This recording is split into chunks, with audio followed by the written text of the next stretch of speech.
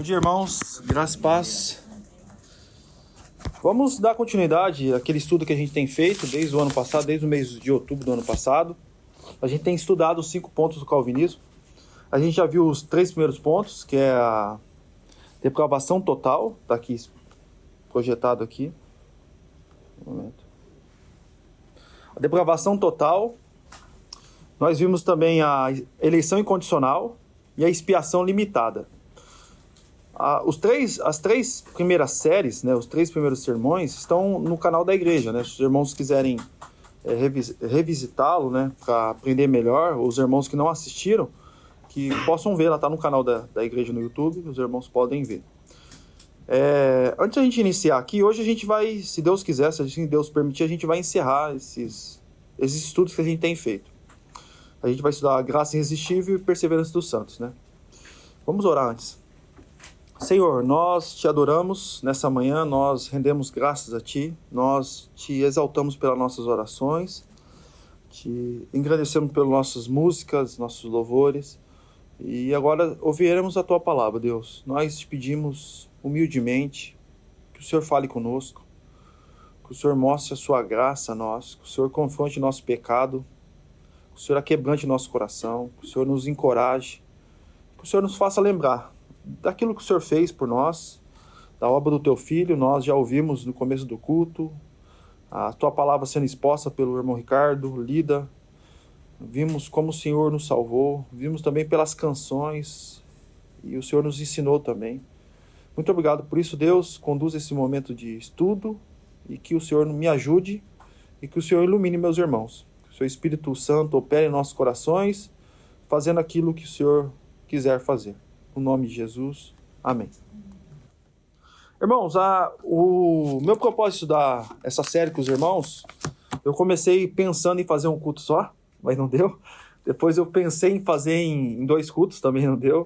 E a gente acabou fazendo uma série encerrando hoje, se assim Deus permitir, dividir em 4 momentos, né? Meu propósito inicial era fazer os irmãos revisitar a confissão de fé da nossa igreja, né?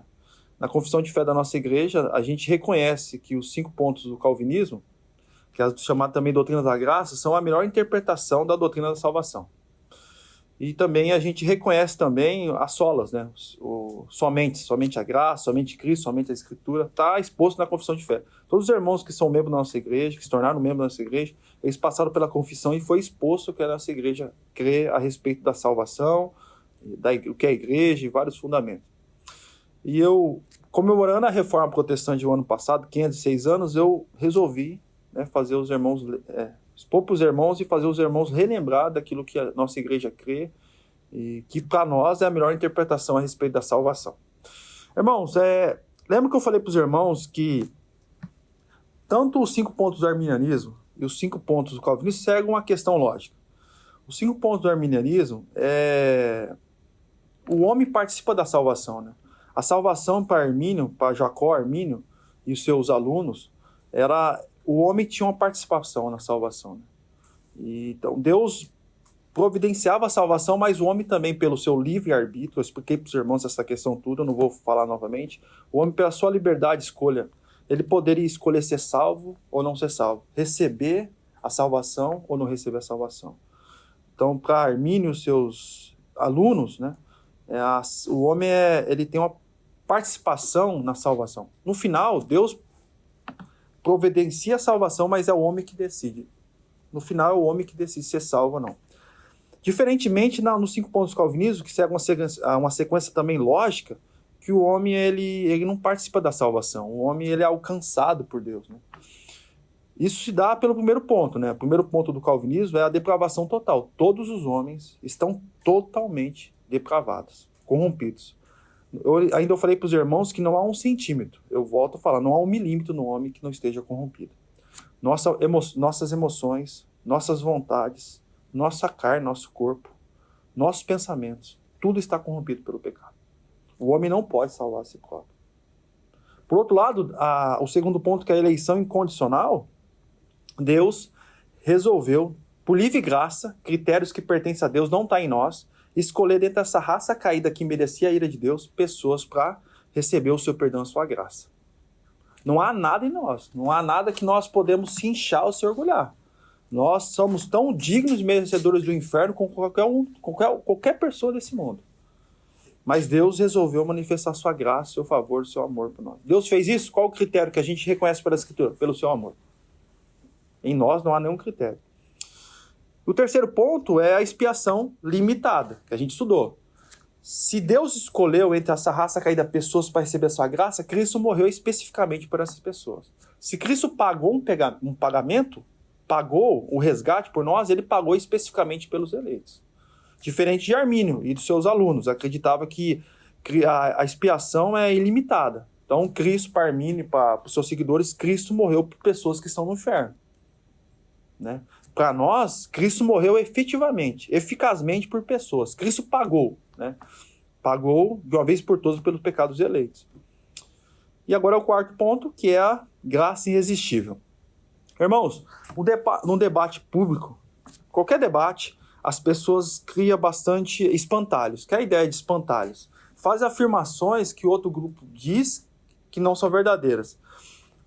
Tanto o calvinismo, o grupo dos calvinistas, como os arminianos, eles criam espantalhos. Muitos calvinistas falam que os arminianos não acreditam na depravação total. É um espantalho, não é verdade isso?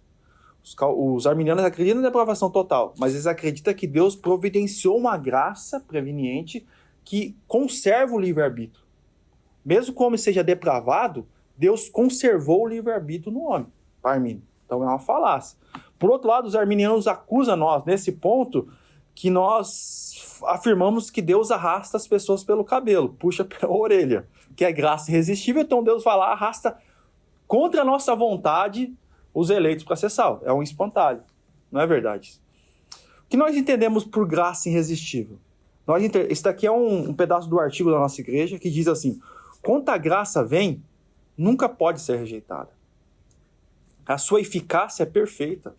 Isso significa que se Deus escolheu alguém, não há nenhuma maneira que essa pessoa não será salva. No momento oportuno, Deus a chamará e ela crerá. De alguma maneira, eu usei essa ilustração e novamente eu quero que os irmãos pensem, eu vou usar essa ilustração novamente. Pense numa grande fila. Todos os descendentes de Adão estão nessa fila. Pense num lugar bem tenebroso, bem escuro, cheiro de morte, cheiro de podre. E nós estávamos nessa fila. E essas pessoas não têm olhos, elas estão totalmente cegadas, seus ouvidos estão tampados. E elas estão caminhando nessa fila. E no final dessa fila há um lugar chamado, que a Bíblia chama de Lago de Enxofre, né? Que é a segunda morte. É a ira de Deus sendo manifestada. Nessa peregrinação, há como a tomei paradas, né? E essas pessoas que estão nessa fila, elas desfrutam dos prazeres da vida. Existe uma parada chamada prazeres da sexualidade. E eles vão lá e desfrutam dos prazeres da sexualidade contrária à vontade de Deus. Existe algumas paradas também da glutonaria. Pessoas lá comem por só prazer, não comem, não reconhecem que vem de Deus. Existem também paradas da mentira, da fofoca, da ira. E esses descendentes de Adão desfrutam a vida toda por a sua própria escolha. Lembra que, ainda que o homem não tenha um livre-arbítrio, o homem tem uma escolha livre. Deus não interfere na escolha do homem. O homem escolhe, quando o homem escolhe pecar, ele escolhe por causa da sua natureza. Então a escolha dele é livre, ele escolhe por causa da sua natureza. Não tem uma força por fora falando, vai e faz. Não, ele escolhe por motivações do seu coração. Essas pessoas, o fim delas é a morte, como é o nosso. Agora, de alguma maneira, Deus graciosamente dá olhos a algumas dessas pessoas. As pessoas começam a ver. Começa a nascer olho nessas pessoas. Seus ouvidos começam a ouvir. Elas começam a perceber o lugar que elas estão e o fim daquilo. O coração delas, que era um coração de pedra, Deus coloca um coração de carne. Deus muda a vontade delas. Elas começam a não ter mais vontades, nem prazer naquilo que elas tinham prazer, naquelas paradas da carne. É inevitável. Elas vão sair dessa fila. E elas percebem que existe pessoas saindo dessa fila, poucas pessoas, não muitas. A grande maioria estão lá. E pessoas que estão saindo e indo para outro grupo, outra fila. Né? Eles começam a perceber também um cheiro de morte, percebem que essas pessoas estão mortas. Como diz o texto de Efésios, nós estávamos mortos, nossos pecados e delitos. Há um cheiro de morte. E essas pessoas estão arrastadas em amor. E elas percebem, na outra fila, que existe no início da nova fila, existe uma cruz. Alguém pagou por eles, né? E essas pessoas agora vão fazer parte de outro grupo, de um pequeno rebanho, e elas vão desfrutar, não dos prazeres da carne, vão desfrutar dos prazeres que Deus nos deu, que é a oração, a leitura bíblica, a comunhão, o amor de Deus. Nesse sentido, a graça é irresistível, irmãos. Aquele que abriu quanto aquele que Deus abriu os olhos e colocou um coração de carne agora, que pulsa por Deus, a sua vontade agora é mudada, essa pessoa vai correr por graça de Deus. Aconteceu isso conosco, né?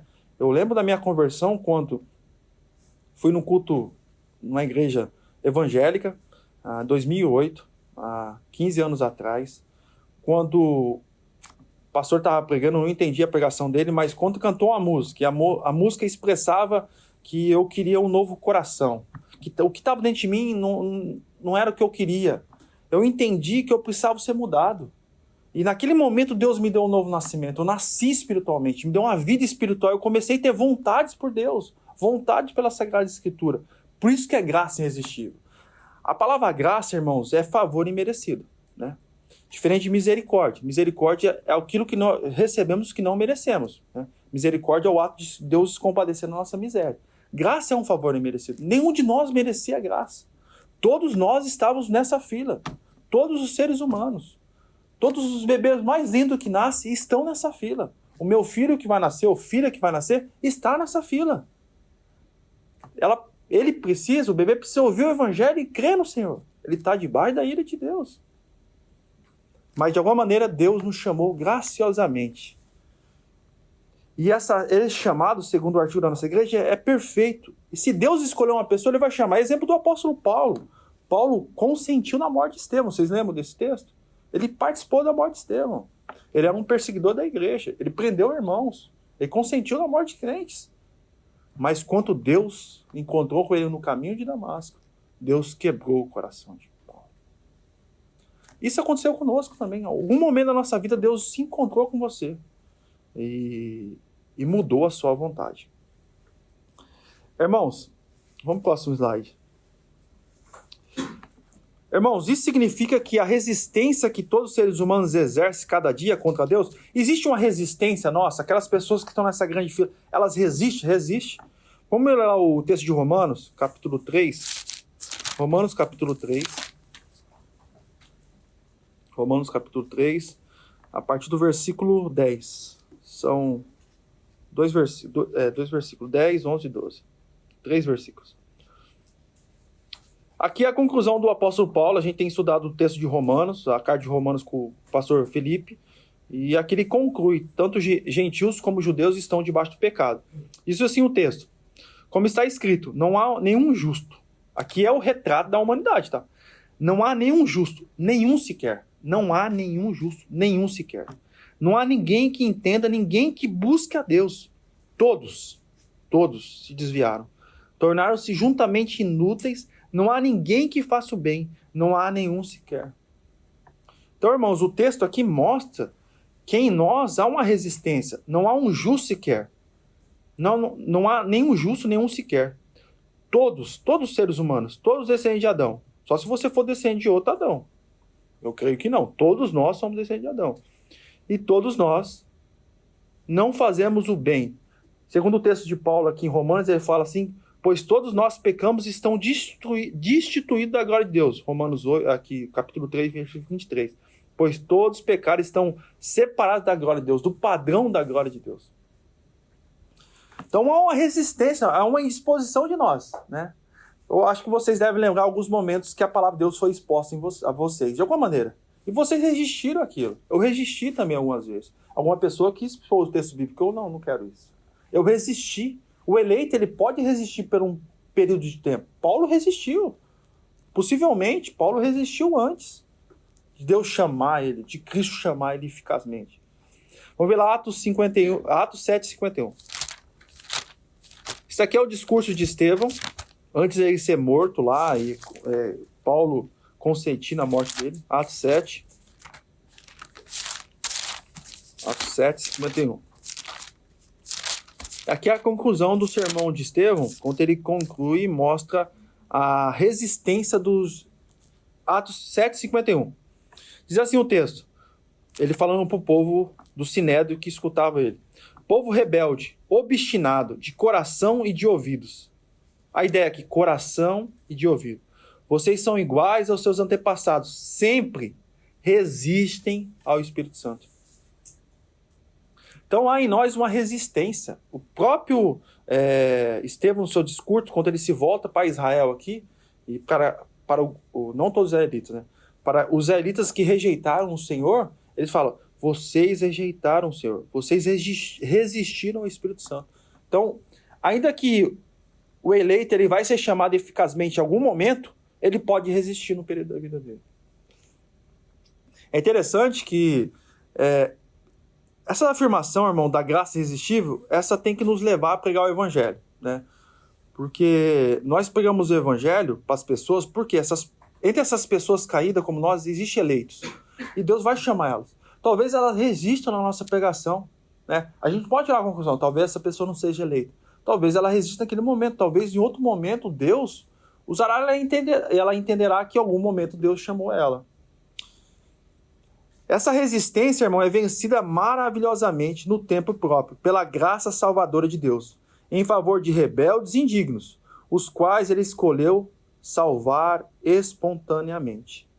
Então, lembra, irmãos, a gente não pode perder de mente, enquanto para Armínio, os 5 pontos do arminianismo, mostra que o homem tem uma participação e faz com que o homem se orgulhe da salvação.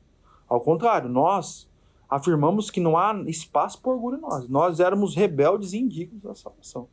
Mas Deus resolveu nos salvar por livre graça. Vamos ver esses textos aqui abaixo? A graça que atrai. João 6,44. João 6,44. A graça que atrai.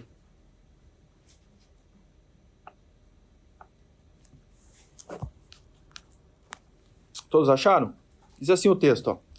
Ninguém pode... É o discurso de Jesus. Jesus tinha feito o milagre dos pães, né? 5 pães e 2 peixes, e tinha sustentado um grupo grande de pessoas. É o 6,44. João, capítulo 6, 34. 6,44, perdão. E esse povo que foi sustentado por Jesus segue ele depois e pede para ele fazer um sinal. Aí Jesus expõe o coração deles, que eles estão indo atrás de Jesus somente pelo pão. E Jesus fala que é o verdadeiro pão que desce do céu.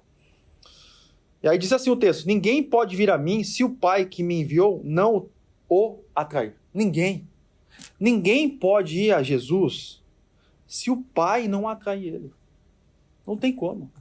A nossa vontade é contra. A nossa bússola está quebrada. A nossa bússola não aponta mais para o norte. Só aponta ao contrário de Deus.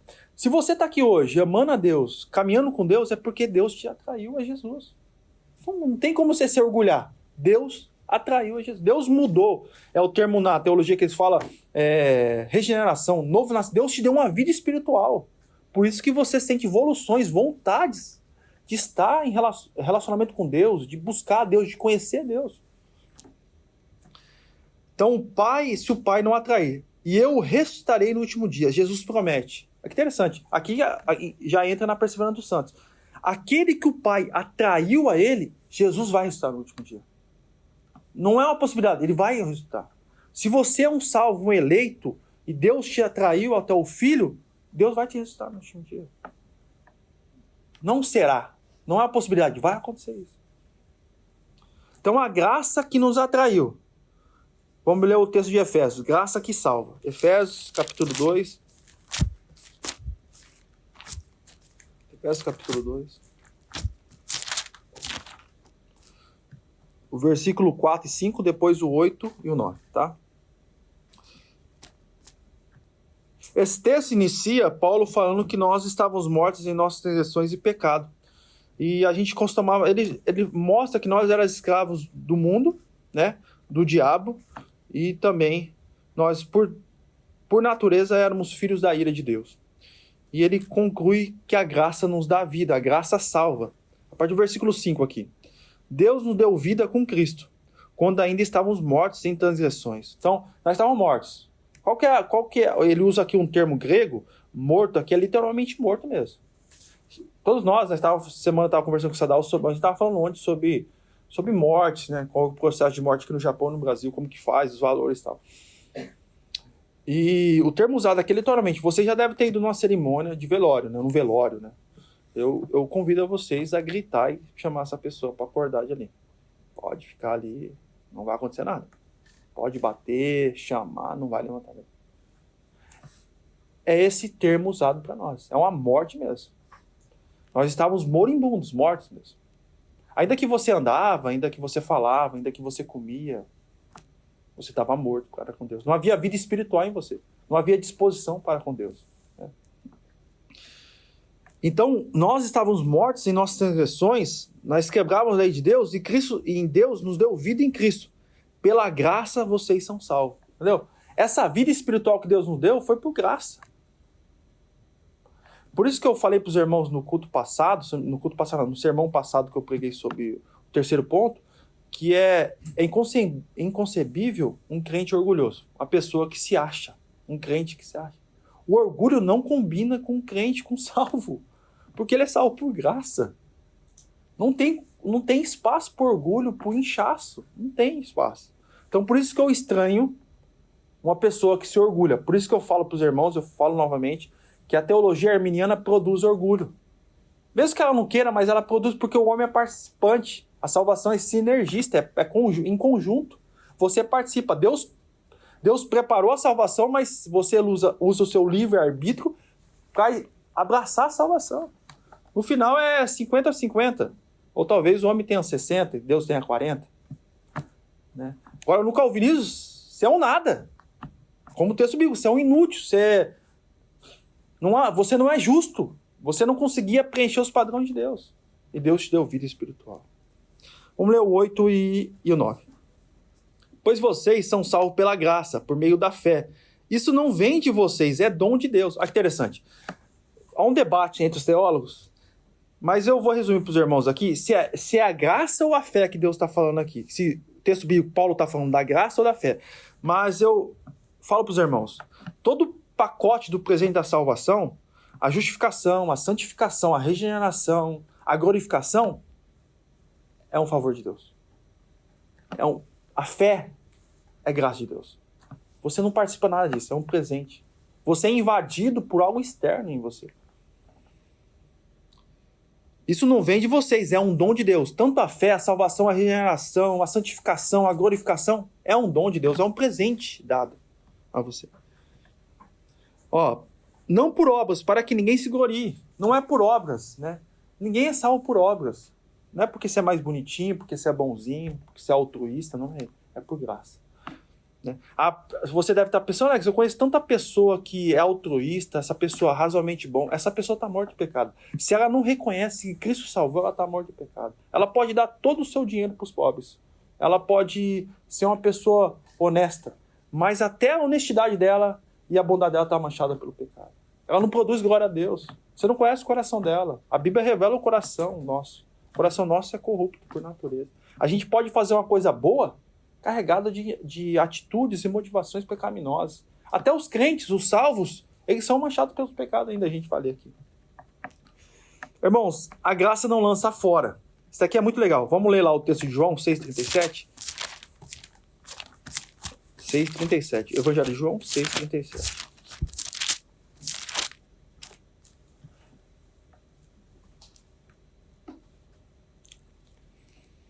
Acharam aí, irmãos? Todo aquele que o meu Pai me der, virá a mim. Vai vir. Todo aquele que o Pai me der, virá a mim. E quem vier a mim, jamais rejeitarei. Irmãos, a graça não lança fora. Aqueles que Deus elegeu, aquele que Deus, conforme a ordem que o Ricardo leu, Deus de antemão os conheceu. Ali o antemão conheceu não é um conhecimento de saber que existe, é um conhecimento íntimo. Até o termo usado grego ali é um conhecimento íntimo, usado o mesmo termo para relação sexual. É um conhecimento próximo, íntimo. Quando fala que José não conheceu Maria até o menino nascer, é o mesmo termo. Então o texto que o Ricardo leu, o irmão Ricardo leu, que Deus nos conheceu, de antemão nos conheceu, é um conhecimento profundo de relacionamento. Deus nos conheceu na eternidade. E está falando da eternidade. Esse mesmo lá na eternidade, antes de haver mundo, criação, nos predestinou predestinou, nos predestinou para sermos conforme a imagem de Jesus Cristo. Aquele que nos predestinou, nos chamou. É o chamado eficaz, é a graça irresistível. Algum momento da nossa vida, Deus vai nos chamar no tempo, pela pregação do Evangelho. Pode haver exceção, dá um exemplo. Eu fui chamado por uma canção que era carregada do Evangelho. Mas tem exceções de pessoas que são chamadas por um sentimento ou por um sonho, alguma coisa assim. Mas são exceções. Mas essa pessoa vai ser levada às Escrituras. É inevitavelmente. Deus predestinou as pessoas e o meio pelo qual Deus vai chamar essas pessoas é a Escritura. O mesmo Deus que predestinou, chamou, é o mesmo Deus que justificou, declarou no justo. É o terceiro ponto de expiação limitado. O mesmo Deus que nos justificou, nos glorificou. E todos os verbos lá estão conjugados no passado. Não justificará, não glorificará. É algo concreto. Se Deus decretou na eternidade, não tem como ser violável isso aí. Não tem como não acontecer. Vai acontecer desse jeito. Se Deus, a trindade, a Trinidade de Deus, decretou na eternidade tudo isso, vai acontecer. Não tem como ser barrado. Não tem como não acontecer. Por isso que os verbos lá conjugados. Chamou, justificou e glorificou. Então, irmãos, a graça não lança fora. Isso também vai cair no terceiro ponto, no quinto ponto, perdão, que é perseverando dos santos. Até aqui tranquilo? Tranquilo? Vou ler aqui um artigo do... Lembra que houve um sínodo, né, lá nos Países Baixos, que é a atual Holanda, 1618, e 1619. Foi seis meses de sínodo, e esse sínodo, essa Assembleia Geral, produziu um documento chamado Cânones de Dort, que é uma resposta aos 5 pontos arminianos. Aí surgem os 5 pontos calvinistas. Eu vou ler um dos artigos sobre isso, a gente ir para a aplicação e passar por outro ponto. Diz assim, ó.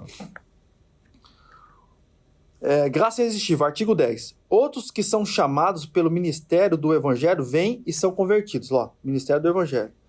Isso não pode ser atribuído ao homem, de maneira nenhuma. Como se ele se distinguisse por sua livre vontade de outros que receberam a mesma insuficiência graça para a fé e a conversão. Não pode.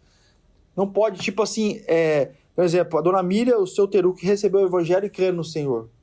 Não foi por eles. Não pode, outros vizinhos dele receberam o Evangelho e não creram.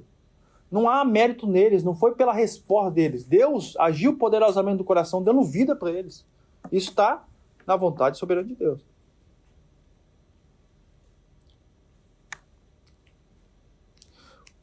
Tem uma heresia chamada heresia orgulhosa do Pelágio. Pelágio foi um bispo que veio no 4º século. Ele era um herege que falava que o pecado de Adão não é herdado. Ele acredita que todo bebê nasce 0 bala. Uma folha em branco. O que a Igreja Católica... a preocupação da Igreja Católica no batismo do pagão é para ele receber a salvação, porque eles acreditam no pecado herdado. Mas Pelágio acreditava que a pessoa nasce 0 bala. Que o pecado de Adão não é transferido. Né? Ele foi considerado como herege e teve bastante debate com um bispo chamado Agostinho. Mas isso deve ser atribuído a Deus, como ele os escolheu em Cristo desde a eternidade. Então toda essa graça, todo esse presente deve ser atribuído a Deus, que nos escolheu desde a eternidade. Assim, ele os chamou efetivamente no tempo.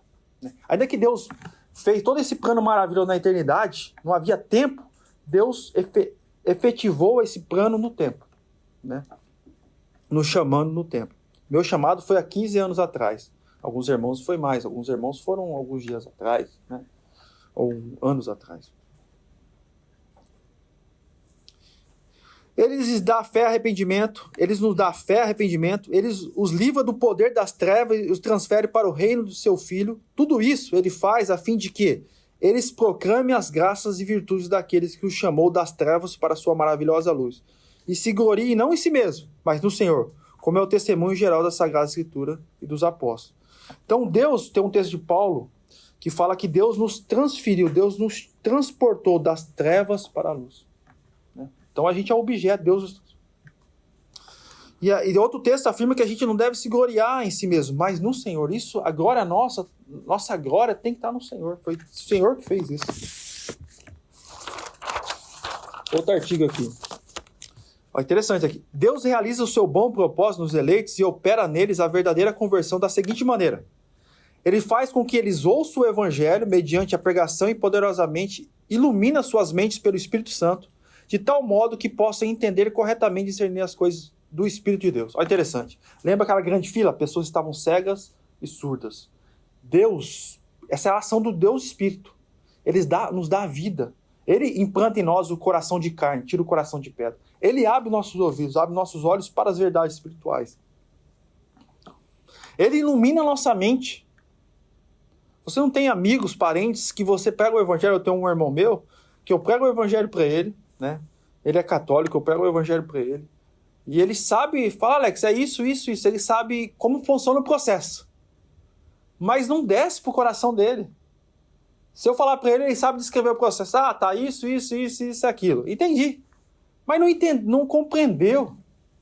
Né? Tem muitas pessoas que são ateus, ou ateus, né?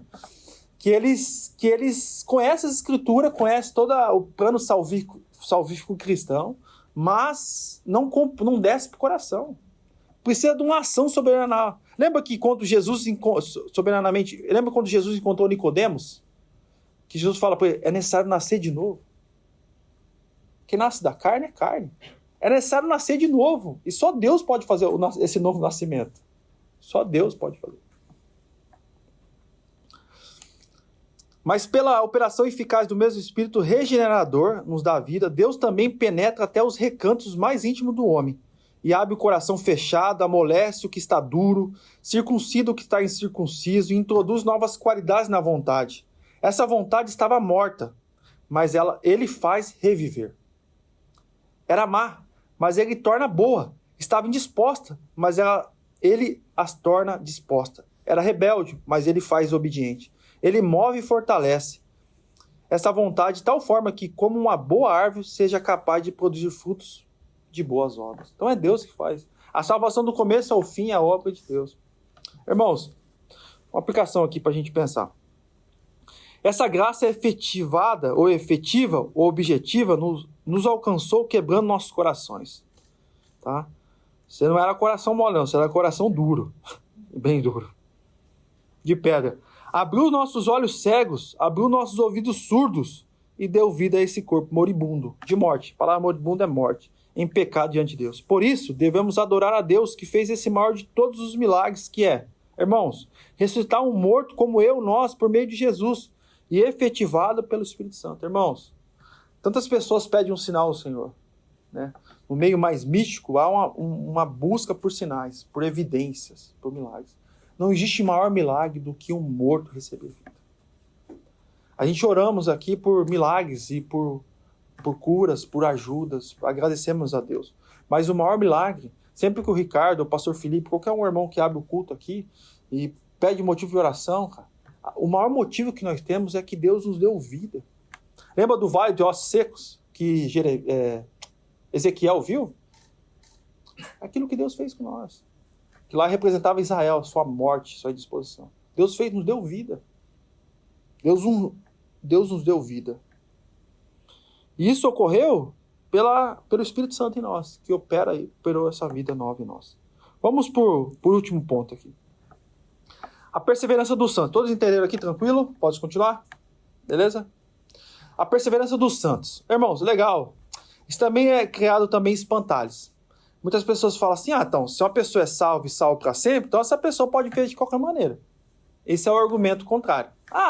Sabe, se eu afirmar isso pro Rian, por exemplo. Ô Rian, você é um eleito de Deus, você crê em Jesus, você é salvo para sempre. O Rian vai ver de qualquer maneira. Isso é um espantalho, não é verdade. Porque se a nossa evolução, nossa vontade foi mudada internamente, então nós vamos ter ódio pelo pecado. Nós vamos lutar contra o pecado. Então, é interessante que quando eles escolheram perseverança dos santos, eles não escolheram uma vez salvo para sempre. Que dá a ideia de a gente se acomodar e a vida que segue. Não é isso. Perseverança dos santos é uma obra de Deus. Mas nós participamos dessa santificação paulatina. Deus nos deu meio de graça para a gente participar disso. A gente vai ver daqui a pouco. Os escolhidos de Deus, irmãos, os verdadeiros, verdadeiramente salvos, perseverarão até o fim. Não pode cair completamente ou definitivamente do estado de graça. Aqui é a confissão de fé da nossa igreja. Pode citar na mente dos irmãos. Eu conheço pessoas, conheço irmãos, que por um momento caiu no pecado. Né? Por um momento se afastou do Senhor e parecia que ele dava sinais que ele não era salvo. Mas o eleito, ele não pode cair definitivamente. Ainda que ele possa cair. Até ficar desfigurado, né? Mas ele vai ser... Lembra do filho pródigo? Né? Ele foi, saiu. Mas Deus trouxe ele de volta. Então, se, de fato, a pessoa é um eleito, ainda que ela possa cair, possa voltar às práticas pecaminosas, Deus é poderoso para trazer a vida de novo, né? Então, quando a gente fala que o escolhido vai perseverar até o fim, né? E que ele não vai cair, é cair definitivamente. Ele não vai perder a salvação. Nós não acreditamos na perca de salvação. Se a pessoa é eleita de verdade, ela não pode perder a salvação. Porque não é dela, não ganhou, ela ganhou, ela não conquistou. Como que ela vai perder alguma coisa que ela não conquistou? Né? Ela ganhou, como que ela perdeu? Não quer dizer que nós não devemos se policiar, vigiar com o senso bíblico, e que a gente vai ler daqui a pouco. Irmãos, perseverança dos santos. Cremos que todos os que são justificados vencerão a luta da fé. A luta. Se os irmãos já leram aquele livro do John Bunyan, O Peregrino, que é uma ilustração da vida cristã, é a luta contínua dele. Eles perseverarão na fé e não se renderão ao inimigo de sua alma. Eles perseverarão... Essa perseverança é a promessa da nova aliança, obtida pelo sangue de Cristo e operada em nós pelo próprio Deus, não para diminuir, mas para estimular a dar poder à nossa vigilância, para que digamos no final, combati o bom combate. Paulo aqui está parafraseando Paulo. Combati o bom combate, não eu, mas a graça de Deus que está comigo. Vamos lá o texto bíblico, João 10.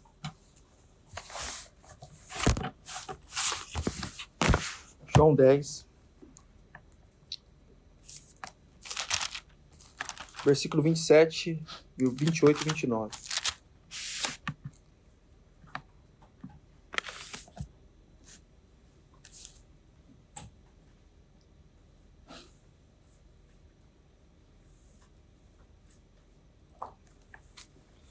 Lê aqui para os irmãos.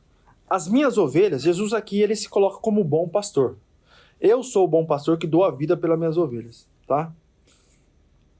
As minhas ovelhas ouvem a minha voz e eu as conheço. E elas me seguem. O Glauber, hoje eu estava cedo de manhã, o Theo Sérgio, que agora está no Brasil, ele fazia parte da nossa igreja, ele compartilhou um recorte de uma pregação do Glauber, que ele estava falando esse texto mesmo. Ele fala que as ovelhas do Senhor não ouvem a voz de estranho. Ele cita algumas vozes estranhas no recorte, e eu lembrei desse texto aqui. As minhas ovelhas ouvem a minha voz e eu as conheço e elas me seguem. Então, as ovelhas ouvem a voz do seu pastor. Tem um vídeo na internet, que ele até passou nesse culto, que o pastor, as outras pessoas chamam as ovelhas não vão. Quando o pastor chama a ovelha, de ovelha verdadeira, tá? Ovelha animal. Chama, elas seguem o verdadeiro pastor. Então, as ovelhas do Senhor ouvem a sua voz e eu as conheço e elas me seguem. Eu lhes dou a vida eterna, elas jamais perecerão. Ninguém as poderá arrancar da minha mão. Ninguém. Elas ouvem a voz do Senhor e seguem o Senhor, porque elas conhecem o Senhor, elas pertencem ao Senhor, e jamais ninguém as poderá arrancar da minha mão. Ninguém pode arrancar. Meu Pai que as deu para mim é maior do que todos. Ninguém as pode arrancar da mão do meu Pai. Irmãos, a perseverança do santo, aqueles que Deus predestinou, chamou, justificou, Deus glorificou. Deus guardará os eleitos até o final. Né? Deus guardará os seus eleitos até o final. Vamos ler Romanos 8 aqui, Romanos 8. É um texto que a gente de vez em quando canta uma canção dele. Romanos 8, 31 ao 39.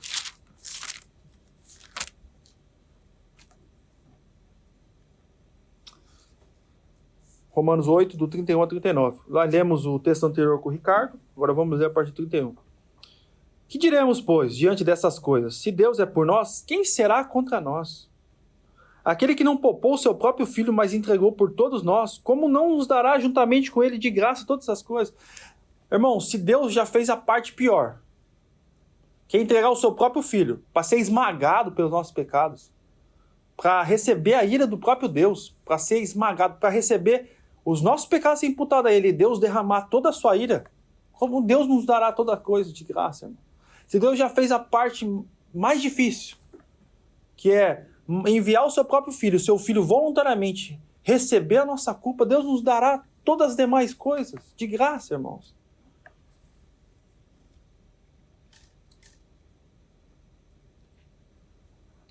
Quem fará alguma acusação contra os escolhidos de Deus? Quem pode nos acusar? O diabo? Seu cônjuge? Sua família? Seus amigos?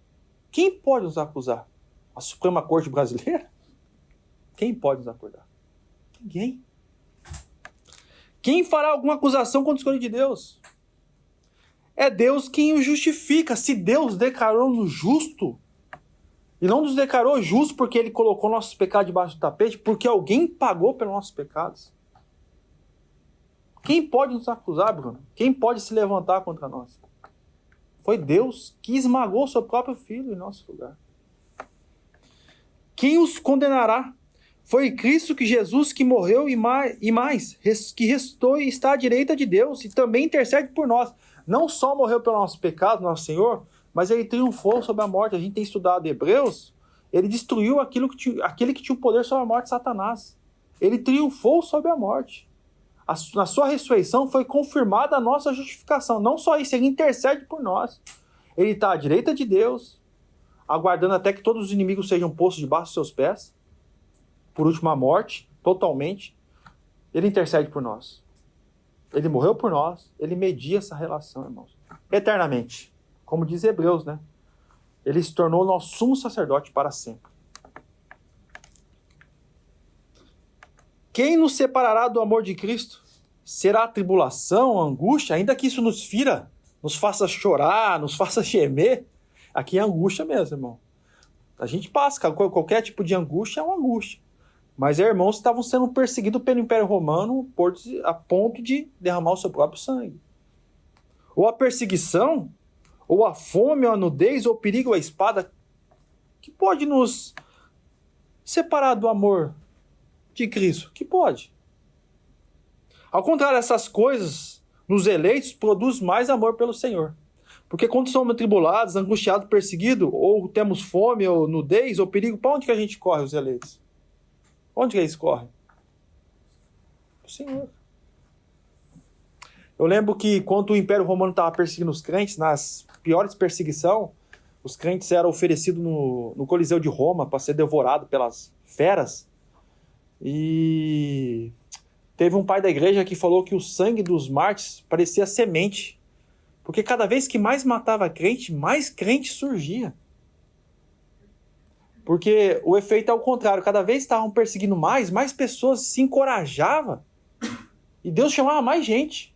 Porque aquelas pessoas que eram levadas para o Coliseu lá, para ser devorado, para servir de espetáculo, as pessoas iam cantando hinos ao Senhor. Famílias inteiras louvando a Deus.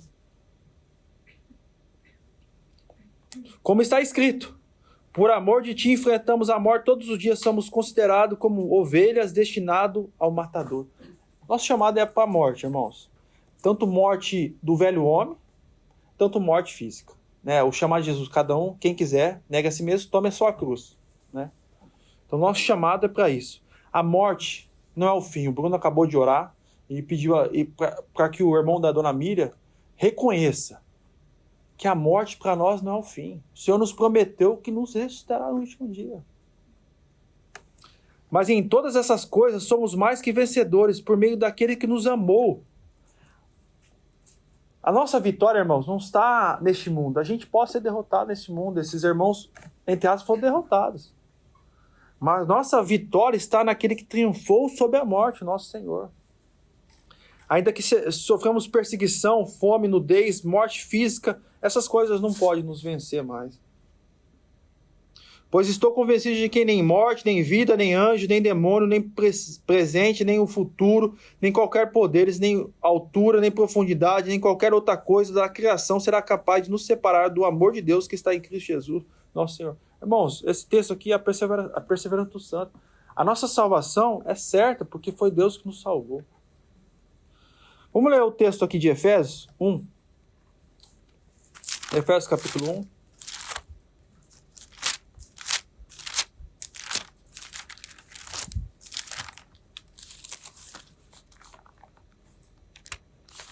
Efésios capítulo 1, versículo 13 e 14. Vou ler aqui. Quando vocês ouviram e creram na palavra da verdade, o evangelho que os salvou, foram selados em Cristo com o Espírito Santo da promessa. Irmãos, Paulo escrevendo aos Efésios, falando que quando eles creram na palavra do evangelho, e a partir do momento que eles creram na palavra do evangelho, Deus os salvou, eles foram selados em Cristo pelo Espírito Santo. Qual que é a ideia de selo aqui, irmão? É a ideia de pertencimento, né? Quando uma carta era selada pelo anel do rei, usava cera e o anel era selado ali. Ninguém podia romper aquela cera. Estava lacrada, havia um pertencimento, pertencia ao rei. E o destinatário tinha que ler aquela carta, só o destinatário, específico. Então, quando fala que o Espírito Santo, que nós fomos selados pelo Espírito Santo, é a ideia que nós pertencemos ao Senhor. Nós somos do Senhor. Nós éramos escravos do mundo, do pecado. E por natureza, filho da ira. Agora nós somos escravos do Senhor. Nós pertencemos ao Senhor. E Ele nos selou com o Espírito Santo. Irmãos, o Espírito Santo de Deus nos habita. Pensa.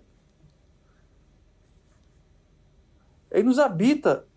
Apesar de todas as nossas falhas, nossos tropeços, Ele nos habita. O próprio Deus nos habita.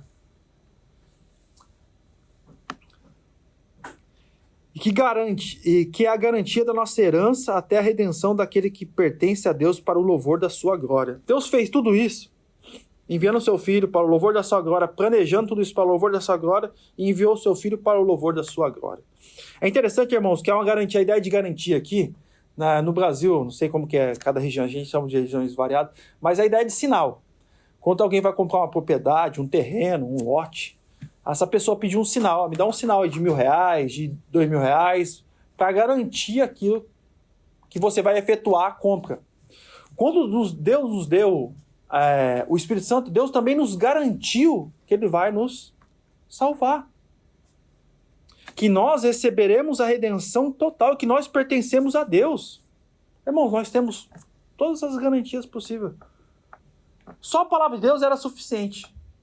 Mas Deus nos selou com o Espírito Santo e nos deu uma garantia que Deus vai nos salvar.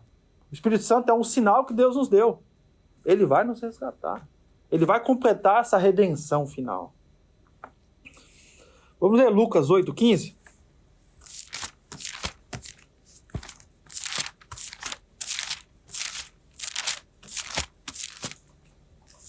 Lucas 8:15. Irmãos, eu não estou gastando muito tempo na Perseverança dos Santos, porque a gente estudou, quando a gente estudou Hebreus capítulo 6, a gente entrou na Perseverança dos Santos.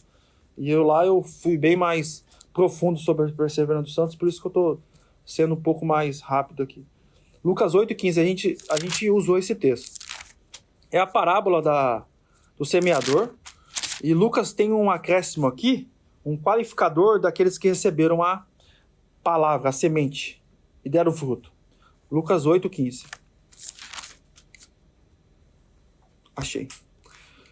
Mas as que caíram em boa terra são os que, presta atenção, ele qualifica, com coração bom e generoso. Há uma ação de Deus naqueles que receberam. Deus mudou a sua vontade. Deus gerou neles um coração bom e generoso. Ouvem a palavra, retém e dão fruto. Com perseverança. Então, o salvo, o eleito, Deus regenera eles da vida espiritual, dá um coração novo, com vontades e evoluções generosas. Eles ouvem a palavra, eles retêm, dão frutos com perseverança. É a ideia de perseverar até o final. Vamos ler Marcos 13:13. Marcos 13:13. Evangelho de Marcos 13:13.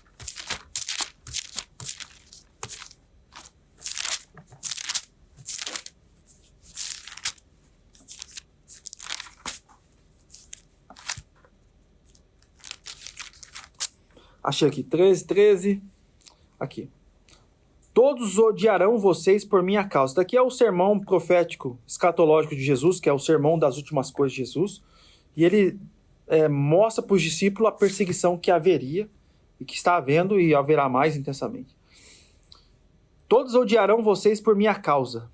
O ódio aos crentes não está por eles, mas está por quem eles amam. Mas aquele que perseverar até o fim será salvo. Né? Aqui, muitas pessoas olham para esse texto e acham que a salvação está baseada na perseverança. Não é. O salvo perseverará até o fim. Né? Aquele que perseverar até o fim será salvo porque ele é o eleito. Nem o eleito vai perseverar até o fim. A salvação aqui não está como um bônus. A pessoa perseverou, né? Perseverou e recebeu algo em troca. Não é essa a ideia. A ideia é que aquele que é salvo, ainda que seja odiado, perseguido, ele perseverará até o fim, porque ele é um eleito, ele será salvo. Irmãos, vamos ler aqui mais um artigo aqui, 3 artigos finais, e a gente vai para a aplicação e a gente vai encerrar, tá? Perseverança dos santos. Artigo 1. Aquele que de acordo com o seu propósito, com o seu desejo, Deus chama a comunhão do seu Filho, nosso Senhor Jesus Cristo, e regenera pelo seu Santo Espírito. Ele certamente os livra do domínio da escravidão do pecado, mas nessa vida, eles não os livra totalmente da carne e do corpo de pecado. Irmãos, quando o Espírito nos regenera, nos dá vida, ele nos livra da escravidão do pecado. Nós somos libertos, nós tínhamos um Senhor. Nós pecávamos porque nossa natureza estava escravizada pelo pecado. Nós é liberto desse senhorio, do diabo, do pecado. E da culpa, da sentença de morte. Beleza? Mas nós, ainda quando estamos nesse corpo, sofremos a influência do pecado. Por isso que nós tropeçamos. Por isso que nós falhamos contra o Senhor. Porque nós sofremos a influência do pecado. Mas é interessante que o eleito, quando ele sofre a influência do pecado, o que ele faz? Ele se entrega ao pecado? Não. Ele vai quebrantado a Deus. Senhor, me ajuda, me socorra. Venha, tenha misericórdia de mim. Portanto, seria bom, como o Filipe sempre fala, se Deus nos salvasse, nós nos levasse para a glória. Mas não é. Tem uma fala que é atribuída a Lutero, mas a gente não sabe se foi Lutero falou. Falou que, quanto no batismo, é sepultado o velho homem. Mas o maldito sempre quer ressuscitar. Não sei se foi o Lutero que falou isso, mas é atribuído a ele. Que quando ele foi batizado, o velho homem o Martinho Lutero lá, o velho homem foi morto. Mas ele sempre quer voltar à vida, né? Mas essa é a ideia, né? Ainda que a gente foi regenerado, aí a gente sofre os efeitos do velho Bruno, do velho Alex, do velho Ricardo, da velha Sandra. Artigo 2. Portanto, pecados diários de fraqueza surgem até as melhores obras dos santos são imperfeitas. O Filipe sempre ora aqui. Ele fala, Senhor, acho que os irmãos já devem perceber, Senhor, ainda que o nosso culto seja imperfeito, nossas músicas sejam imperfeitas, nossas orações sejam imperfeitas, receba. Porque tudo que a gente faz carrega imperfeição. Esses são para eles constante motivo para humilhar-se perante Deus e refugiar-se no Cristo crucificado. Interessante. Que essa imperfeição são meios de graça de Deus também, para que a gente corra para o Senhor constantemente, humilhando-se perante Deus e refugiando-se em Cristo. Né? Então Deus usa a nossa fraqueza para que a gente corra para o Senhor. É interessante que, acho que os irmãos devem perceber na vida dos irmãos, quando está tudo bem assim, a situação está... Às vezes a gente vive situação mais tranquila. A gente ora menos, não sei como com os irmãos. Quando as coisas dão uma apertadinha aqui, dá uma apertadinha no calo, né, como a gente diz, a gente corre pro Senhor. Então, uma apertadinha no calo, a gente tem às vezes orar, Senhor, aperta meu calo, por favor. Às vezes a gente tem que pedir a Deus que dê uma apertadinha em nós. Também são motivos para mais e mais mortificar a carne, matar a carne do espírito de oração. E através dos santos exercícios da piedade, ansiar pela meta da perfeição. Irmãos, ainda que a gente não seja perfeito, tem que haver no nosso coração esse anseio. A gente sabe que a gente só será perfeito quando a gente for receber o corpo glorificado do Senhor, quando a gente for ressuscitado. Aí o pecado vai ser totalmente aniquilado, né? Até lá vai haver imperfeições, mas a gente tem que ansiar por isso, né? Ansiar por ser revestido totalmente, né? E também nessa vida, a gente não pode se conformar com este mundo. A gente não pode se conformar com o pecado, né? Não pode se conformar com o pecado.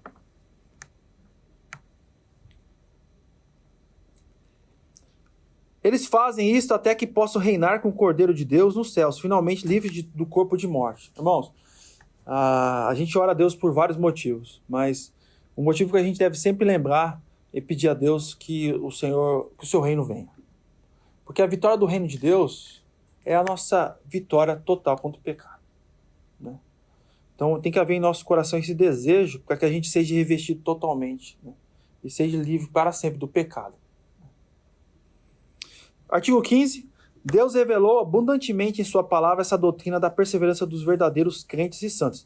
A gente leu vários textos que mostram a perseverança dos santos. Aí você fala, Alex, mas existe bastante palavras encorajadoras e até imperativos que eles falam. Ordens, orai sem cessar, vigiai.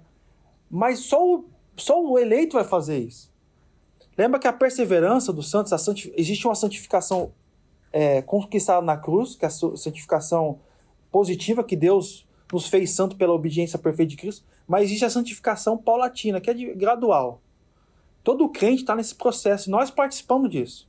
Então, por isso que o Felipe, todo final do culto, coloca para nós aplicações diárias para nós. Ele quer nos ajudar que essa semana a gente seja mais santo, né? Vive uma vida que busque mais a se parecer com o Senhor.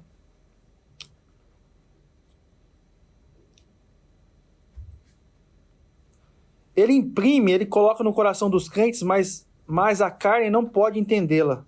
Satanás a odeia. A carne nossa, por isso que a nossa carne não tem, é uma luta em nós, porque a nossa carne não tem vontade para as coisas de Deus, né?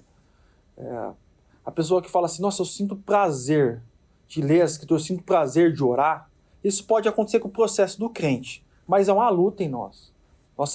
Parece que existe um imã nos puxando para o entretenimento, né? Para deitar no sofá, ligar a TV, ficar ali de boa. Não estou falando que entretenimento não é bom às vezes. Mas existem coisas prioritárias para a nossa vida. Satanás a odeia, o mundo zomba dela, os ignorantes, hipócritas dela abusam. Lembra? Tem pessoas que nessa desculpa de ser o eleito, eles vivem uma vida totalmente contrário àqueles que são eleitos.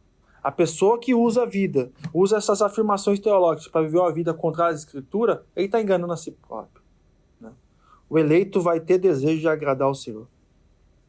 A noiva de Cristo, entretanto, sempre tem amada eternamente e defendido constantemente como um tesouro a perseverança dos santos, de estimável valor. Deus, contra quem nenhum plano pode valer e nenhuma força pode prevalecer, cuidará para que a igreja possa continuar fazendo isso. O único Deus, Pai, Filho e Espírito Santo sejam honra e glória para sempre. Amém. A perseverança dos santos, ainda que a gente participe da santificação, é obra de Deus também. Deus nos guardará até o fim. Irmãos, por fim, vamos ver a aplicação aqui e um resumo final. Irmãos, a segurança da salvação está unicamente na obra e pessoa de Jesus Cristo, tá? A perseverança do eleito, amor, dedicação, serviço ao Senhor e aos outros salvos são evidências de uma fé verdadeira. Como que a gente reconhece com a pessoa? Porque a regeneração, a fé, é algo interno, né? Não dá para perceber, mas se percebe pelos frutos. Como você conhece uma árvore? Pelos frutos. Então, o serviço ao Senhor, o amor, dedicação, amor pelos outros, são evidências de uma fé verdadeira. Deus não só garantiu nossa salvação em Jesus, como também os meios pelos quais os eleitos buscará a santificação. Oração, aqui os irmãos, orientação para os irmãos buscarem a santificação. Oração, leitura bíblica, comunhão com a igreja e serviço diaconal. Meio de graça, que a gente chama meio de graça, que Deus criou para que a gente tenha uma vida, que a gente fala em plenitude do Espírito Santo. Irmãos, por final aqui é um resumo, que é uma síntese. Síntese é o que é? Um resumo do que a gente estudou, tá? Vou ler aqui para os irmãos. Todos os descendentes de Adão estão completamente corrompidos. Os irmãos entenderam isso, né? Corpo, mente, espírito barra alma. E por isso estão condenados. A ira de Deus está sobre eles devido à depravação total, que é o primeiro ponto. Assim, por sua graça, Deus escolheu dentre essa raça caída pessoas para receber sua misericórdia e bondade. Essa escolha ou eleição não se baseou em mérito algum dessas pessoas, já que não havia nada de bom nelas. Deus predestinou estes escolhidos antes da criação para serem salvos por meio de Jesus Cristo, eleição incondicional. Com sua sabedoria divina, Deus estabeleceu o meio pelo qual os eleitos seriam salvos. Seu Filho Jesus tomou o lugar dos eleitos e pagou pela redenção deles, com seu próprio sangue na cruz, liquidando, de uma vez por toda, a dívida dos eleitos, expiação limitada. Por meio da ação do Espírito Santo, Deus tem chamado os eleitos graciosamente com amor incondicional, regenerando-os, convencendo-os e concedendo-lhes fé salvadora. Esse chamado repleto de amor, mesmo que inicialmente resistido, eventualmente abrirá os olhos e os ouvidos da pessoa. Graça irresistível. Por fim, os eleitos serão guardados por Deus até o fim, continuando nessa vida crescendo por meio do Espírito Santo no amor e santificação até encontrar o Senhor e nosso Deus Pai. Perseverança dos santos. Então aqui é um resumo para os irmãos. Tá, vamos orar agora.